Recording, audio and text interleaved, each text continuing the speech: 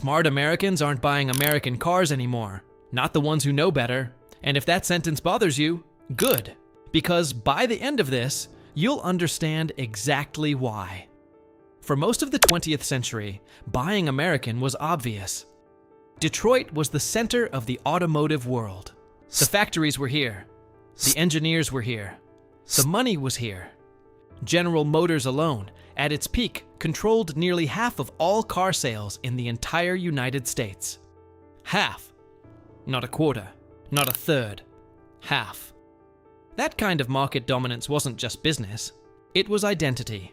An American bought an American car the same way they bought American food, lived in American neighborhoods, and believed in an American future. Hey, this is Mark, and you're welcome to AUTOSAYS.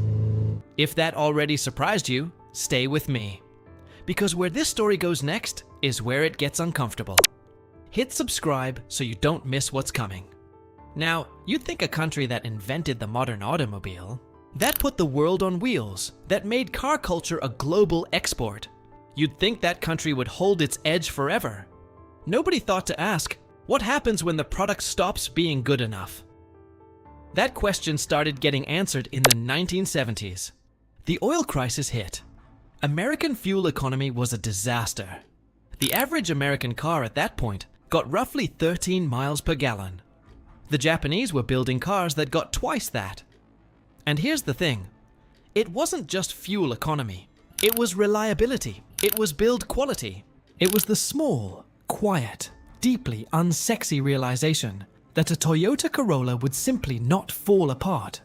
American cars were falling apart. Not metaphorically, literally. Warranty claims were climbing. Consumer Reports, which had been recommending American brands for decades, started flagging them. And the buyers, the everyday, flag-flying, proudly domestic American car buyers, started quietly, reluctantly, then very openly switching. They didn't want to, but their wallets made the decision for them. Detroit saw this coming and still did nothing. That's the part that still defies explanation. The big three, Ford, GM, and Chrysler, had the resources to respond.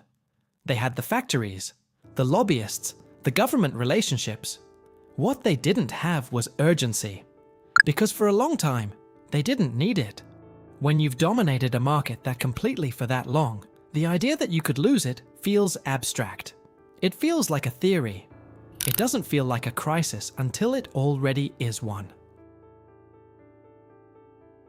By the mid-1980s, the Japanese automakers weren't just competing, they were winning. Honda opened a manufacturing plant in Marysville, Ohio in 1982. On American soil, with American workers, building cars that American consumers were choosing over the American brands. The symbolism of that alone should have been a 5-alarm warning. Instead, it was mostly just noise in Detroit's boardrooms. And here's where the financial story starts to get genuinely painful. General Motors' US market share in 1962 was 51%. By 2009, when GM filed for bankruptcy, the largest industrial bankruptcy in American history, their market share had collapsed to just 19%. That's a 50-year slow-motion implosion. The federal government had to step in with a $49.5 billion bailout to prevent complete collapse. $49.5 billion in taxpayer money to save a company that had spent half a century ignoring the signals its own customers were sending it. Now you'd think that would be the moment everything changed. And, to be fair, it was. Somewhat. GM came out of bankruptcy leaner. Ford, which didn't take a bailout and deserves credit for that, had already begun a genuine quality turnaround under Alan Mulally. Chrysler rebuilt itself under Fiat.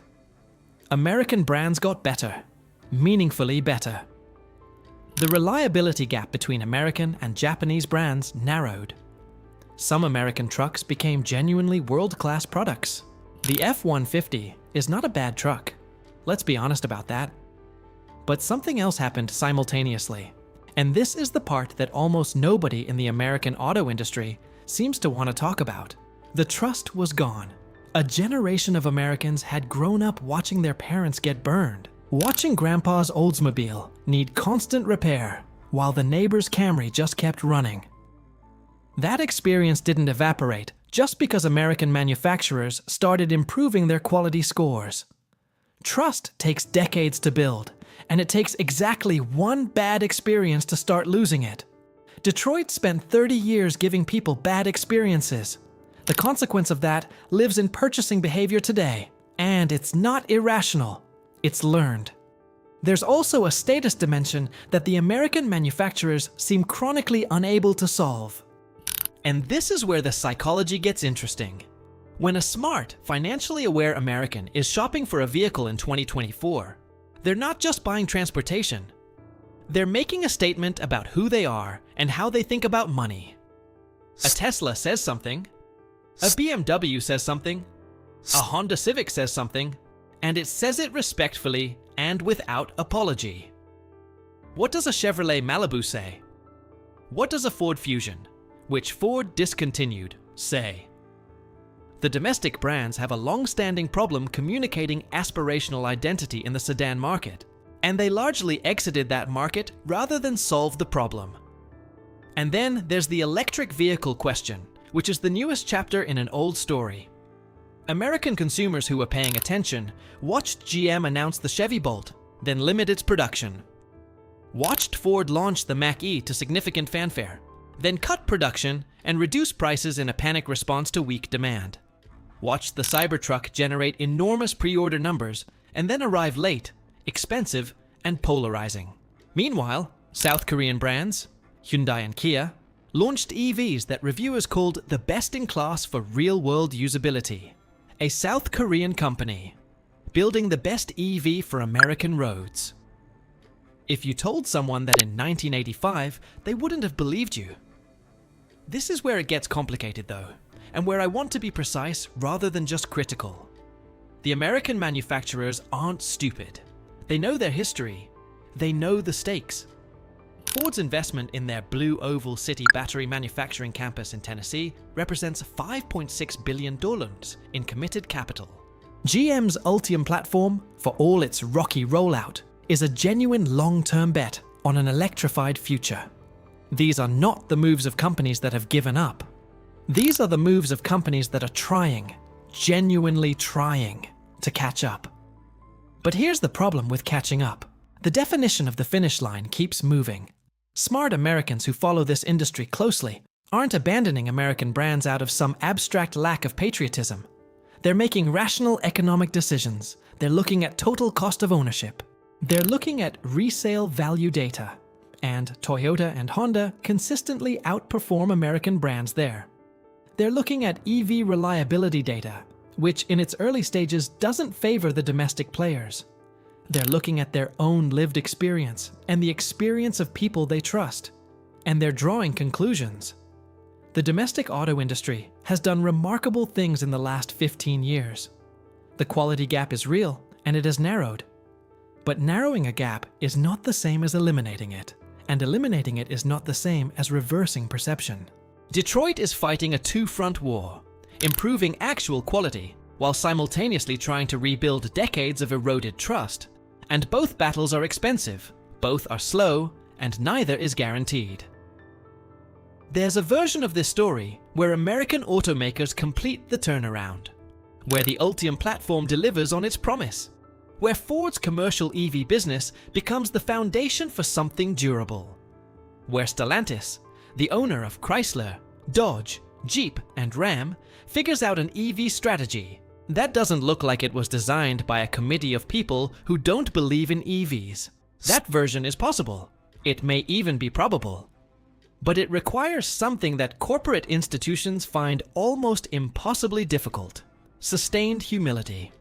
The willingness to look at what the customer wants, not what the boardroom wants to build, and make that the North Star every single time. Not just when a crisis forces the issue. Smart Americans aren't done buying American cars forever, but they're done giving American brands the benefit of the doubt they haven't earned. And frankly, after everything we just walked through, who can blame them? The question worth leaving you with is this: If you had to bet your own money, not your patriotism, not your nostalgia, just your money, on which American brand successfully navigates the EV transition and comes out as a genuine global competitor by 2035, which one would it be, and why? Drop it in the comments. I want to see what the people who actually pay attention think. And next, the story of the car that almost saved an American brand, then quietly disappeared.